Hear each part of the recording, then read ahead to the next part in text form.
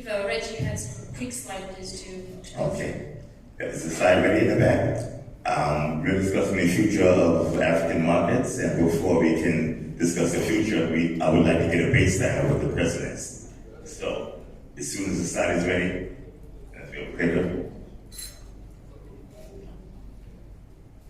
Okay, so 75% of financial activity through financial markets stems from the US, basically. Okay, next slide. 72%-ish. Next slide, please.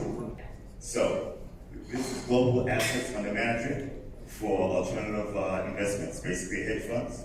You see North America makes a significant portion, and it increases over time. So basically, North America, the US, is growing in financial activity. Next slide. Right? Despite the fact that North America, I mean primarily the US, is the vast portion of investment activity, both alternative and conventional, over the last 3 years, it's dropped significantly in terms of investment in Africa. This is all Africa and Sub-Saharan. Oh, okay. Okay, so basically you've lost $10 billion, almost $10 billion of investment going to Sub-Saharan Africa from the US. Okay, cash inflows to Sub-Saharan Africa versus cash outflows are significant. $30 billion in, $192 billion out. Illicit, money's going out, debt payments, tax evasion, excess health program, migration costs, fishing, etc. You're basically leaking capital. Leaking capital relative to capital going in. Now, from a country-wise perspective, if we take, and this came from a discussion held with analysts. I have 6 analysts who are discussing the various exchanges that have been handled the exchanges. If you take the country-wide securities exchange market capitalization and you normalize it by the gross domestic GDP of each country, you'll find that many of the countries represented by securities exchanges here have very, very small changes. They're not only small in terms of size, because this is normalized for GDP. Take a look at the US, take a look at Japan and India, and then take a look at Ghana, Kenya, Nigeria, Uganda, Botswana, Rwanda, Namibia, and Egypt. Okay, there's a gross underutilization of the securities markets. Now, I'm sure this is not news to everybody. Now, if you take actual revenue, right, normalized by GDP, it's even more extreme. What does all that mean? That means that this underutilization, if corrected, means a significant growth for exchanges. Kenya has an 8.11 times growth potential. Nigeria, 14.6.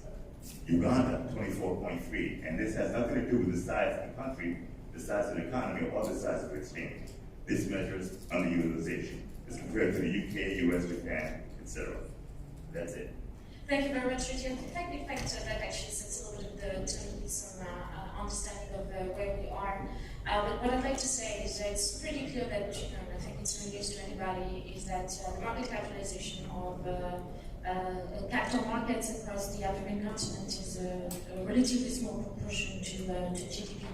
But what I also like to say, because we are talking about the future of African capital markets, is that the African Union Agenda of 2063 prioritizes the development of capital markets on the continent. So it is pretty clear that we are going to see a lot of policies that will actually stimulate innovation to broaden products and services offering, deepen market participation and liquidity, and drive transformative economic development for the continent.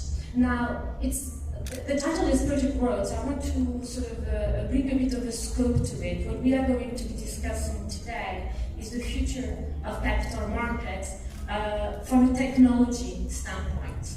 Simply because we only have 30 minutes and there's not many things we can sort of discuss, but I'd like to sort of bring a bit of a scope. Basically, I'm a blockchain company CEO, so I think blockchain is by far the most disruptive technology. It's also by far the most misunderstood. It's not the technology of blockchain that is disruptive. It is the business models that are enabled by this technology.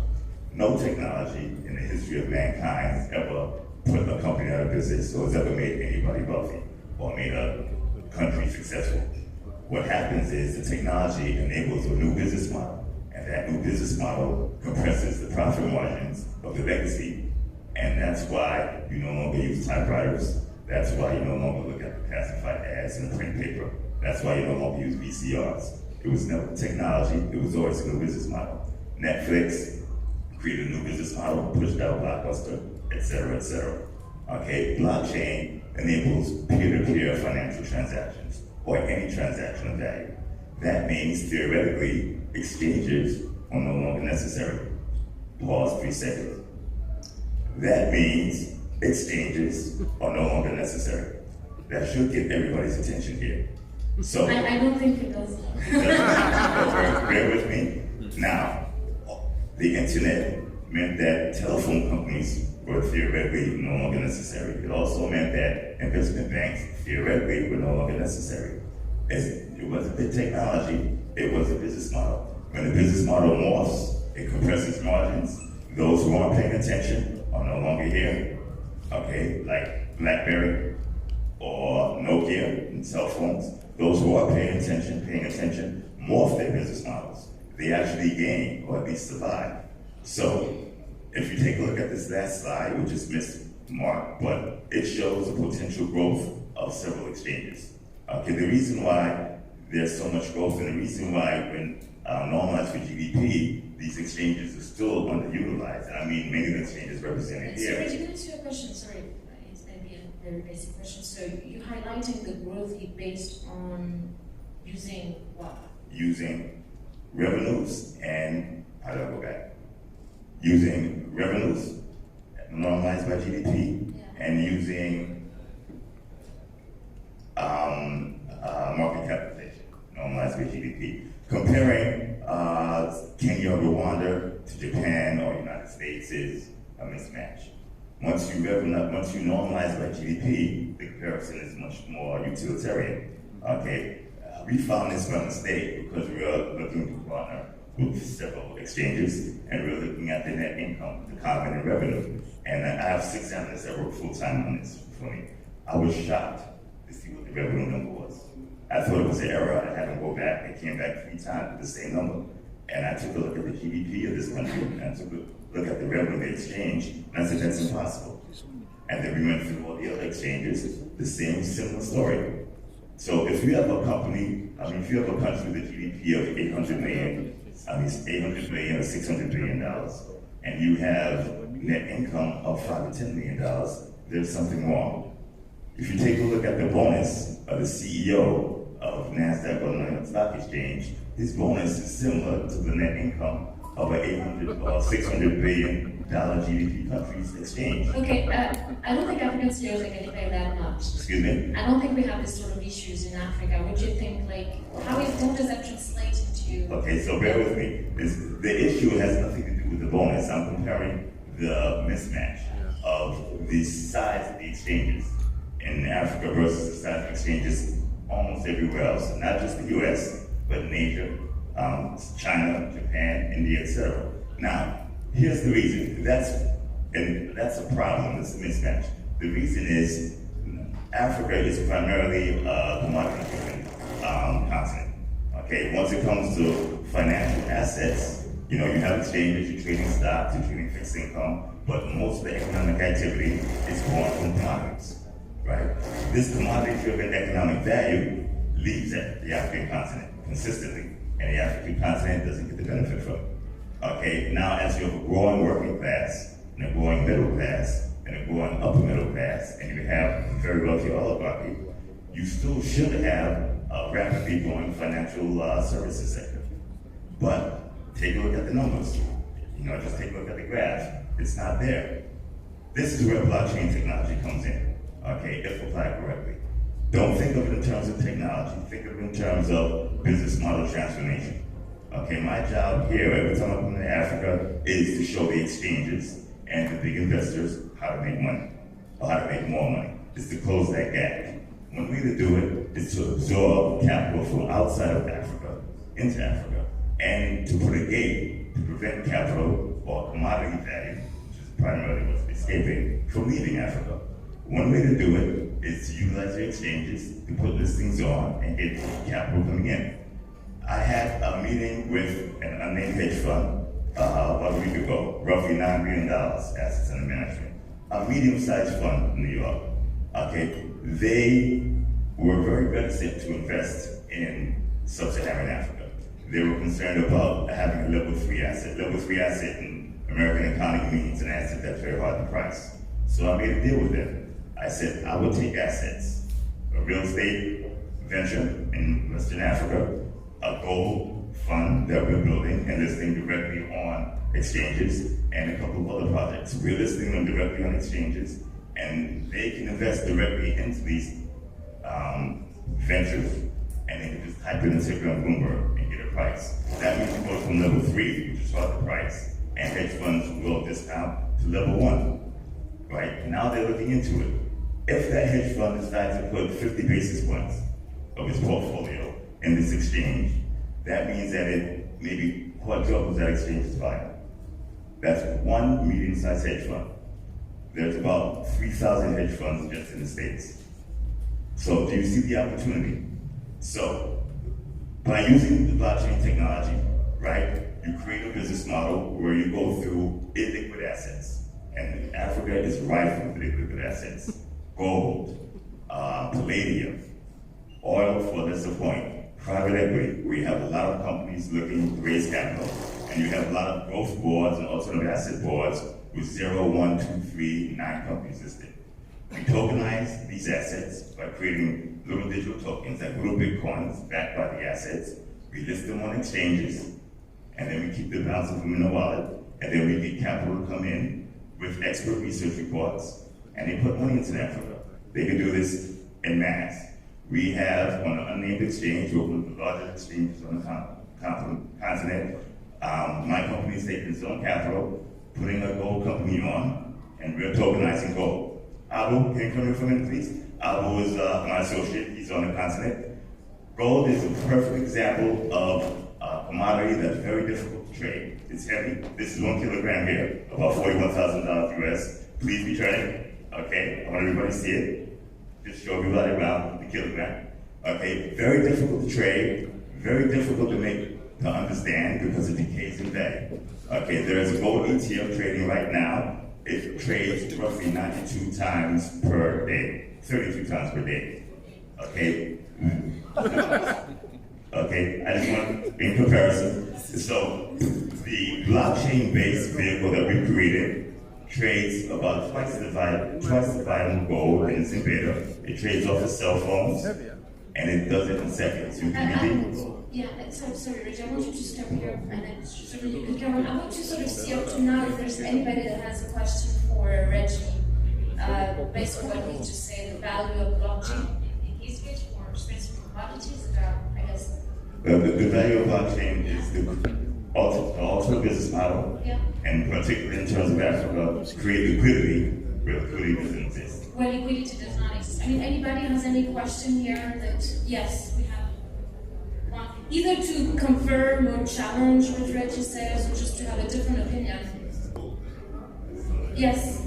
Could we please have a mic at the front? Please. Somebody's going to keep the gold, Reggie. It's not. Yes, thank you.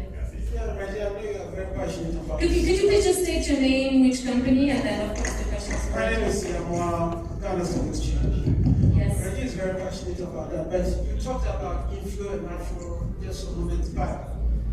If these fund managers are coming in, at the end of it, when the economies are in trouble, these same funds will go out, and exchange rate becomes a problem for these countries.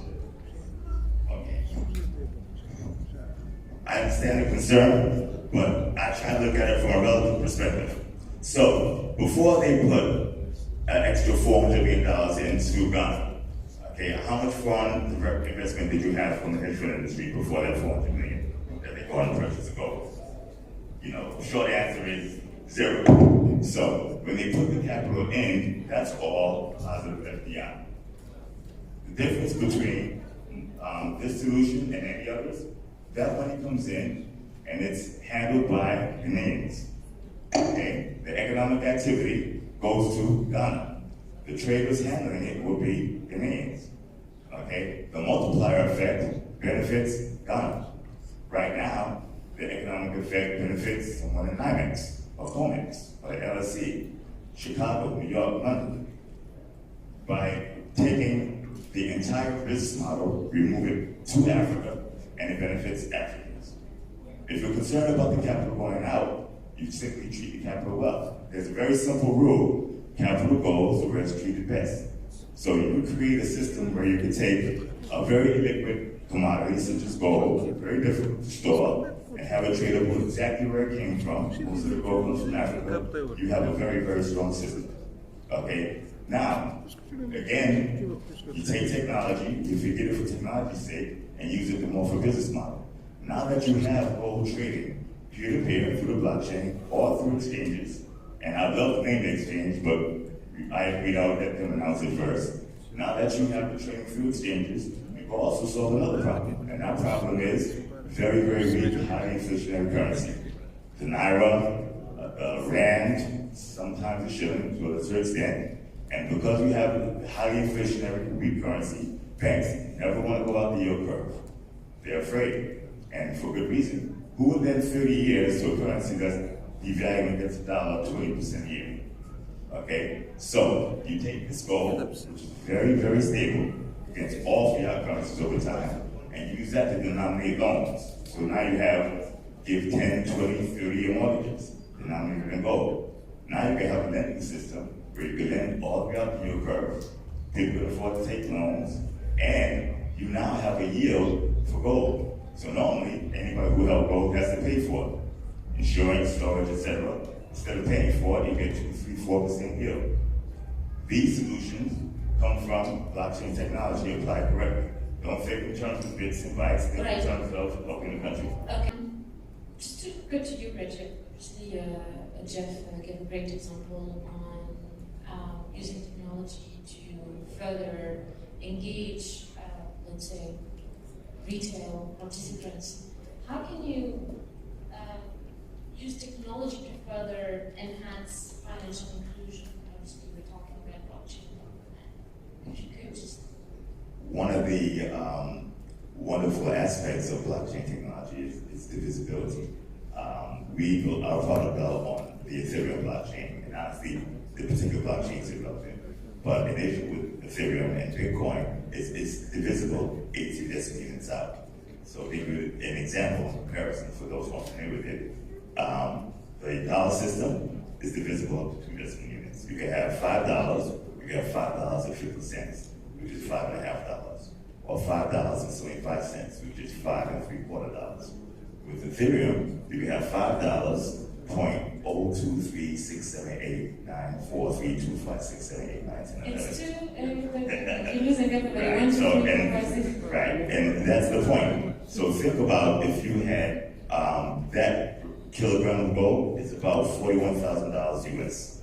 Okay, a lot of working and middle class citizens in Abidjan may not be able to afford that, but you can split that up 18 decimal points out. So that $41,000, 1 decimal point out is 4,100, 2 decimal points out is 410, 3 is $41, 4 is $4.10, 5 is 0.41 cents. You can go less than the pennies worth of value and not even scratch the visibility of the blockchain. So now everybody can participate in almost anything.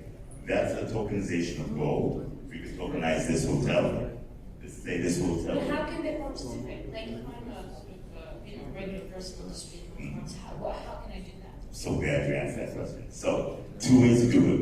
One, we can do a straight tokenization. Our firm will tokenize it. We can offer the tokens as a non-security.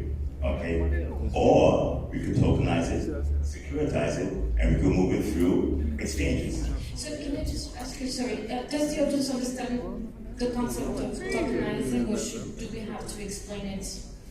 Yes, I see some hands. Can you please just explain that? Yeah, if anybody doesn't understand, raise your hand if you don't understand. No, just a very brief explanation. So a brief explanation. Tokenization is taking something big and splitting it into smaller parts.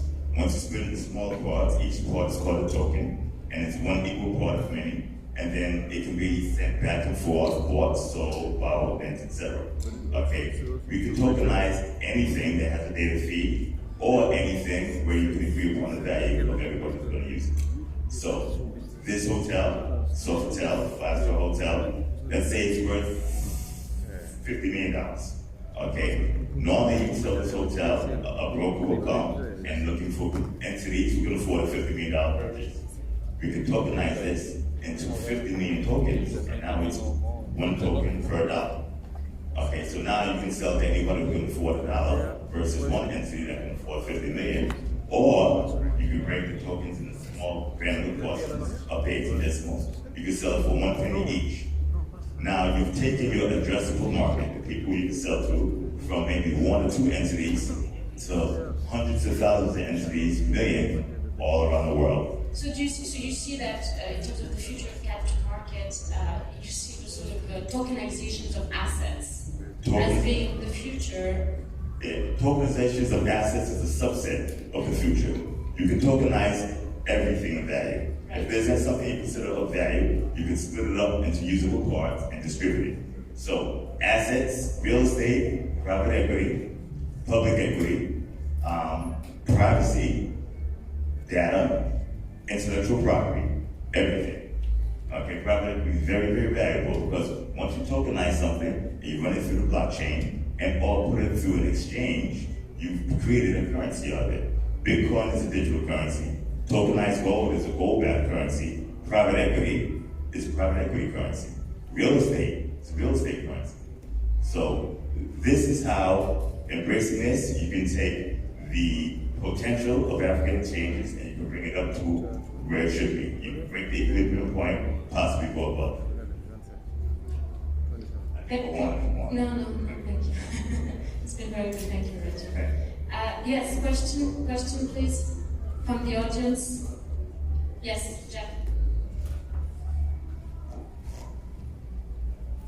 I think Reggie, this is a very good idea. I mean, we're looking for new assets, but where does the education bit come in? Because I think it's going to take us time for this. I mean, there's really investors understand the tokenizing concept. Is there anything that education as a major, financial education in this area as a major role? How do you think that can be achieved?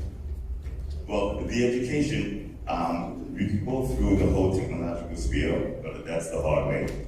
The best way to do it is to start where we currently are. If I take the term tokenization and I just replace it with the term securitization, there's no education needed in the financial market. So now we can simply securitize everything. We do it cheaper, more efficiently, and faster than currently. So we can securitize this hotel. You can take private equity, right? Anybody who wants money to start a business, we securitize their private stock, and we make public stock off of it. The unnamed exchange that we're doing business with, we also have a Cote bottling company from the east side of Africa, relatively large, about $8 to $10 million of revenue, looking to launch them through a tokenization. Same thing with the water filtration issue, and this comes not just from Africa, but from all over the world. The education hump is there, but it's much smaller than many make it out to be, because when you use a new term like blockchain or tokenization, it tends to become confusing. Use the traditional legacy terms, securitization, distribution, trades, then there's no real education there.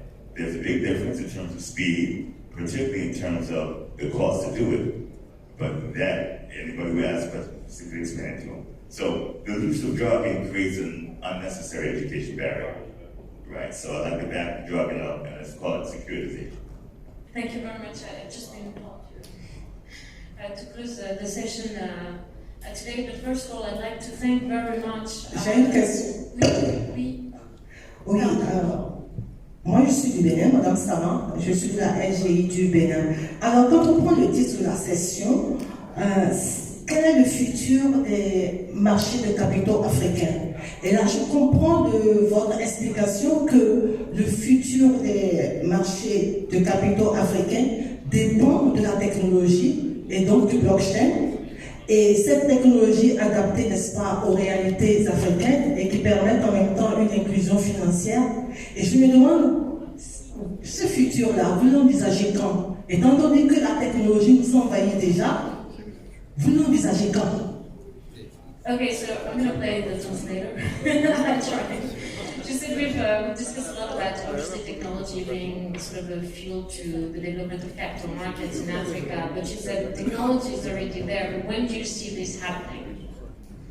And we need to keep it very short. Okay, June, one after next. That's when it starts.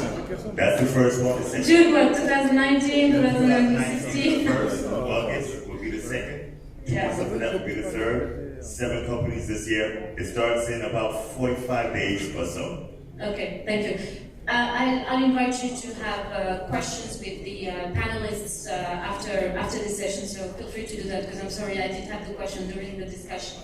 So first of all, I'd like to thank you all for keeping engaged. At the end of the day, I'd like to thank Asia, so the African Securities Exchange Association, for inviting me and inviting us to take part of this wonderful conference. I'd like to thank Félix Améluvé for inviting me as well from the BRBM, this Régional des Valeurs Mobilières. I think this has been a very exciting and insightful discussions that we had over the past 2 days, and I'm sure we have a lot of action points to follow up, and this will hopefully come up in the next sessions at the next Building Africa Financial Market. So thank you all very much.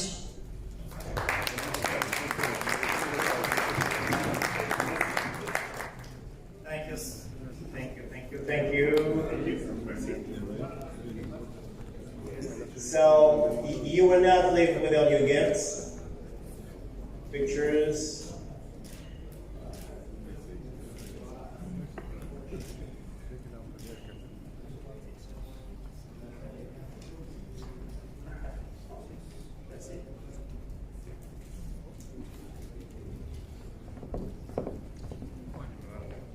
Merci beaucoup.